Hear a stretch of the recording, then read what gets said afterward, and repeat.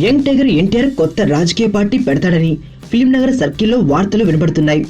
అయితే అది ఇప్పుడే కాదట. ఇంకా ఎన్నికలకు 3 ఏళ్లు ఉండడంతో మరికొంత సమయం పడుతుందని అంటున్నారు. ఇదంతా ఎందుకంటే 2009 ఎన్నికల్లో తెలుగుదేశం పార్టీ తరపున విస్తృత ప్రచారం చేశాడు ఎన్టీఆర్. కానీ అప్పుడు టీడీపీ అధికారంలోకి రాలేదు. ఆ తర్వాత తెలుగుదేశం పార్టీ ఎన్టీఆర్ ను దూరం పెట్టింది. ఎక్కడ లోకేష్ కు అడ్డుగా వస్తాడోనని. ఇక ఆ దూరం 2014 ఎన్నికల నాటికి మరింత దూరం పెరిగింది. ఎన్టీఆర్ టీడీపీ తరపున ప్రచారం చేయకపోయినా ఆ పార్టీ ఆంధ్రప్రదేశ్ లో అధికారంలోకి వచ్చింది. దాంతో ఇక ఎన్టీఆర్ అవసరం లేదని భావిస్తుండగా తెలంగాణలో టీడీపీకి గడ్డు రోజులు రావడంతో టీడీపీకి సంబంధం లేకుండా కొత్త రాజకీయ పార్టీ పెట్టే ఆలోచన చేస్తున్నాడని అంటున్నారు. ఎదుటోడితో పెట్టుకోవాలంటే ఉండాల్సింది బ్రాండ్ కాదు, ఇక్కడ దమ్ము టన్నులు ఉంది. ఇంకా చూస్తావా?